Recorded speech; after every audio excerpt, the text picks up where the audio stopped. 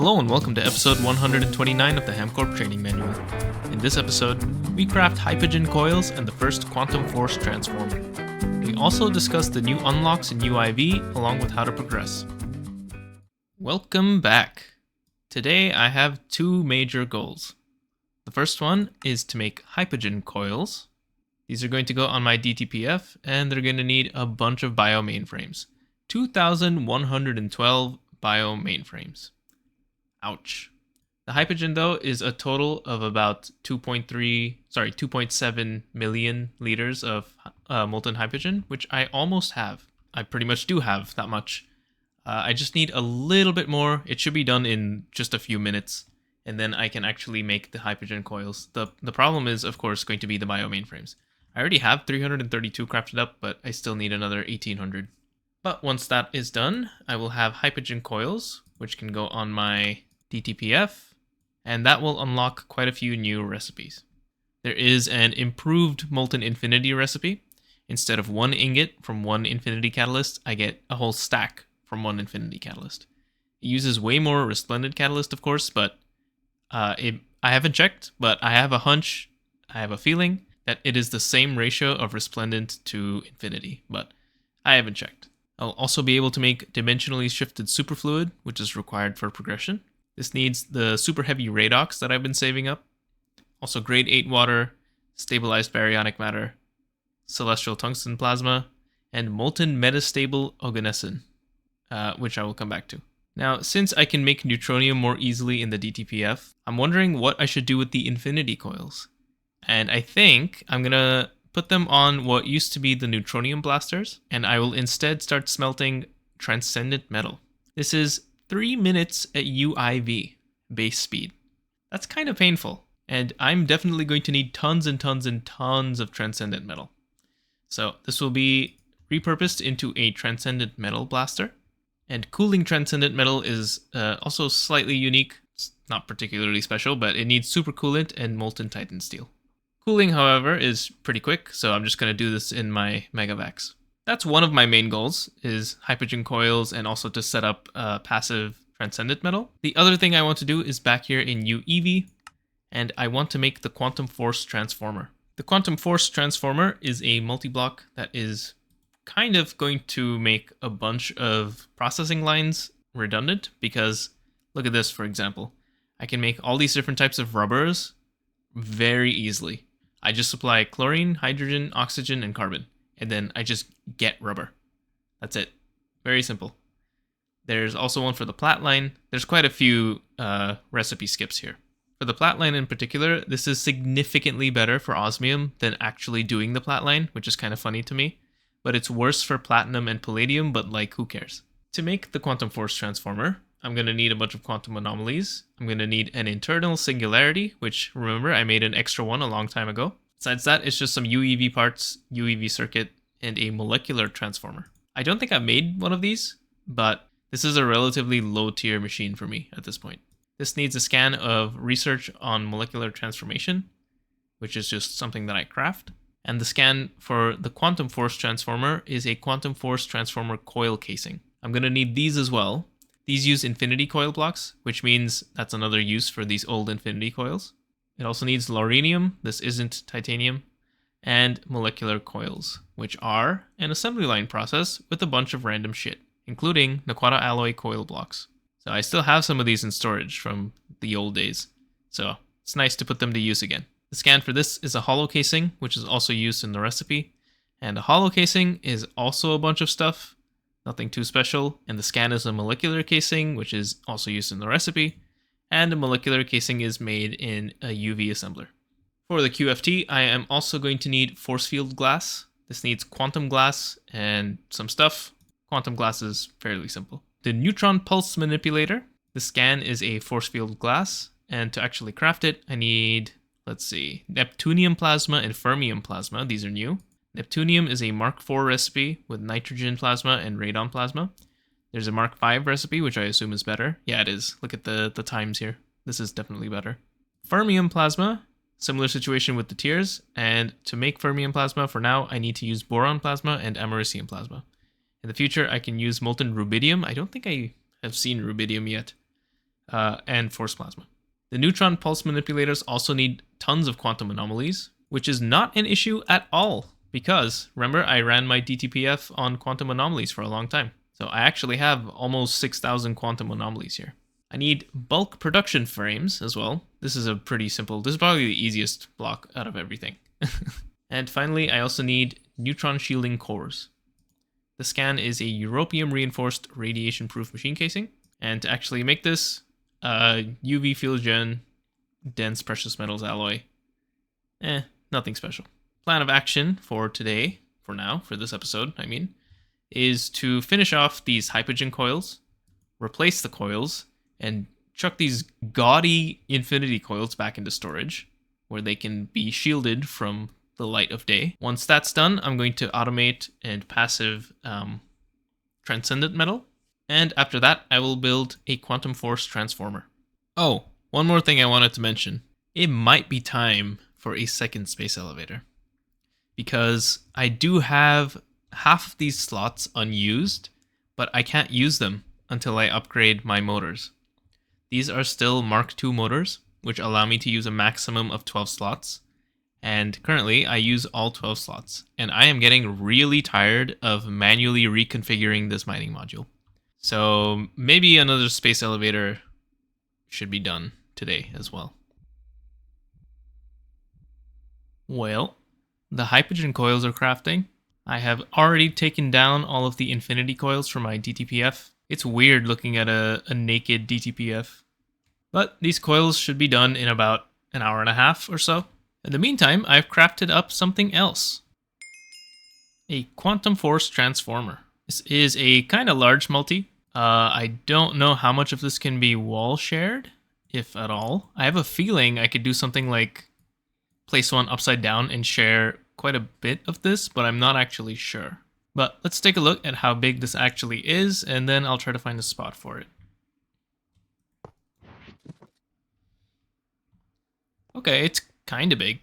It's not crazy, but... Now, this giant room was mostly going to just be DTPFs, but I think what I can do is make another layer a bit higher, and I can put my QFTs there. I kind of like that. So maybe I'll do it on this side.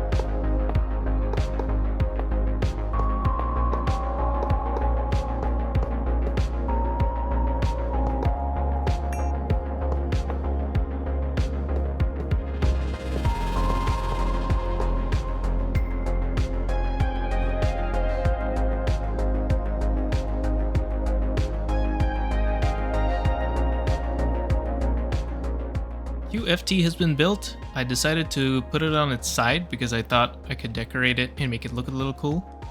I haven't done that yet, but if I do that, or when I do that, it will look really cool.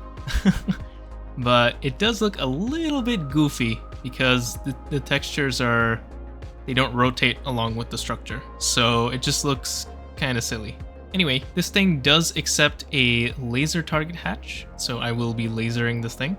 Now looking at the QFT progression, the tier 2 QFTs need cosmic fabric shielding cores and cosmic fabric manipulators. Both of these need hyperstable self-healing adhesive, which can only be made in a QFT. So this is kind of the starting point of the QFT tier progression.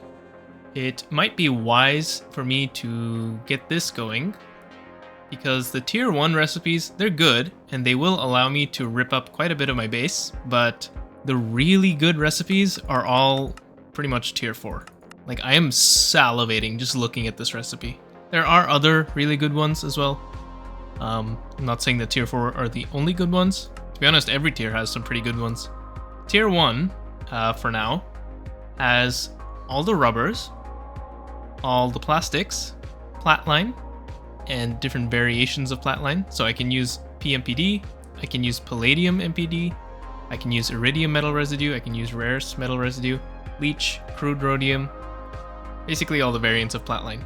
There's also kind of a radioactive recipe that uses thorium and uranium-238, and there's a special ore processing one. So my special ore processing building can kind of be completely ripped down and repurposed, which is crazy.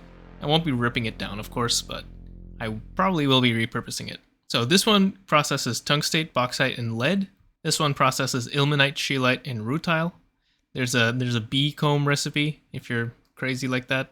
And finally, there's the glue recipe. This has all the variants of glue, and it has this self-healing adhesive. I'm kind of wondering now, should I just have one QFT for every single variant? I guess the platline ones can all be done in a single QFT, but I guess all the ore processing ones can be done in a single QFT, but like one for glue, one for platline and ore processing, one for rubber, and one for plastic? Is that the play? It might be. That means I need to make 3 more QFTs, which is honestly fine. This was not that expensive. But for now, I think I'm just going to juggle my use of this, just kind of based on what I need. And I will say, there are more mechanics to this than just putting in inputs and getting outputs. There is a way to focus on what input you want, and there's also parallels and everything. So, like I said before, let me hook this up and then we'll come back to that. Also, I've slightly changed my mind about passiving the Transcendent Metal, because it is a UIV recipe, and I did not build this thing with the intention of doubling up hatches. So there's not really an easy way for me to double up hatches. So I'd rather just wait until I can make UIV energy hatches, and then I will swap this over to Transcendent Metal.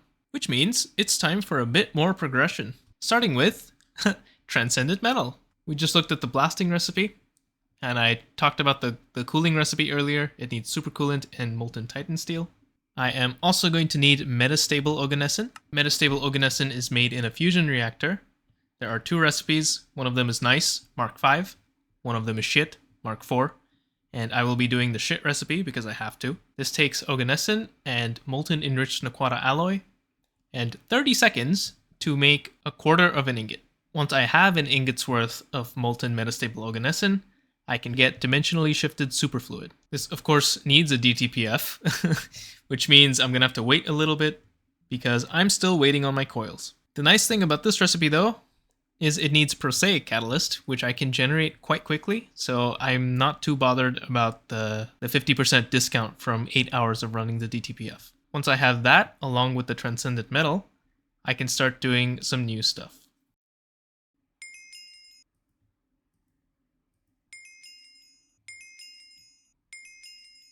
Alright, as you saw, the Hypogen coils were done. I've also made the dimensionally shifted superfluid and transcendent ingots. Now, I've unlocked a couple things. First of all, new space elevator motor. This gives me 3 more module slots, up from 12 to 15. This will also unlock the quest for the Mark III space mining module, along with the Mark II assembler module. I also now have access to a Tier 3 nanoforge, once I make Transcendent Metal nanites. And with that Tier 3 nanoforge, I can make a Tier 3 PCB factory. Now, all of those would be really nice side grades, but before anything else, I really want to get Transcendent Metal passived. So, my goal is the UIV energy hatch. But first, let's talk about the 3 other things that have opened up.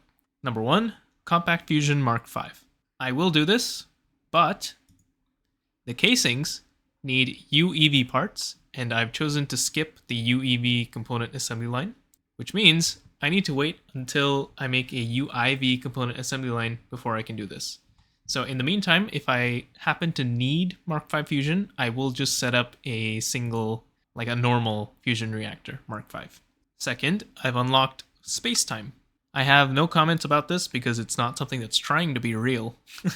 But yeah, spacetime ingots. These are made from molten spacetime, and molten spacetime is made in a DTPF using an energized tesseract, some infinity, some transcendent residue, which does not get halved by the 50% discount, and molten hypogen. This recipe is the only recipe I have access to at the moment, but there is another recipe that doesn't use hypogen. And this is a much, much better recipe. But I don't have access to this until I have eternal coils. So I'm gonna have to struggle along with the molten spacetime recipe for now. Getting the first spacetime would unlock a few things, but to me, the most important thing, the crafting input buffer.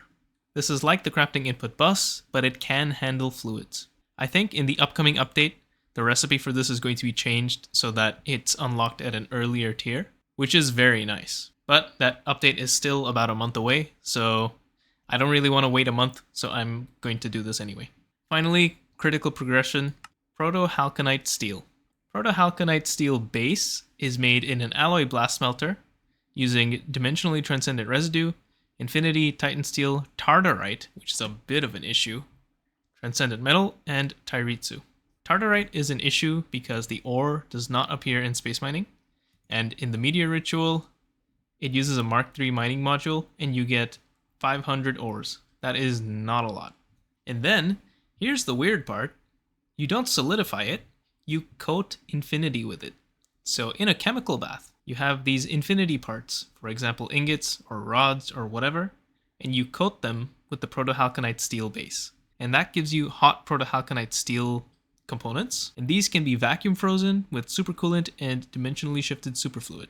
And then you get proto-halconite steel. Proto-halconite steel is used in vast quantities in making the UIV parts. So I need to generate a lot of proto-halconite steel. Proto-halconite steel also unlocks the Transcendent Plasma Mixer, and it's not even that much proto-halconite steel in the grand scheme of things. The Transcendent Plasma Mixer, though, is really nice because I can directly make excited catalysts in this. I don't have to sit through 10 hours of my mixers running and then another 10 hours of my laser engravers running. I just put it in here, and 5 seconds later, I get my bucket. I think for now, my order of operations is going to be step 1, get spacetime. Step 2, get proto-halconite steel. And then I make UIV components, and then superconductor, and then the energy hatches. And then I can get transcendent metal passively blasting. Along the way, I'll see if I can also whip up a quick little transcendent plasma mixer. A lot of stuff to do. And I still haven't hooked up my QFT. Thank you for watching this episode of the HamCorp Training Manual. Before concluding the episode, I just want to mention that I have turned on channel membership. You will get access to videos as soon as they are uploaded, but please don't feel pressured to join. I make these videos for fun, not profit. Very un-HamCorp of me, I know. And I will never paywall videos entirely. I will also probably never mention channel memberships ever again. Anyway, in the next episode, we will continue with progression into UIV, starting with spacetime and the crafting input buffer, and then onto the UIV energy hatch and passive transcendent metal. The crib buffer being unlocked will allow me to massively overhaul and scale up many on-demand crafting machine arrays, and we may also build a second space elevator. Management has not yet decided. See you next time.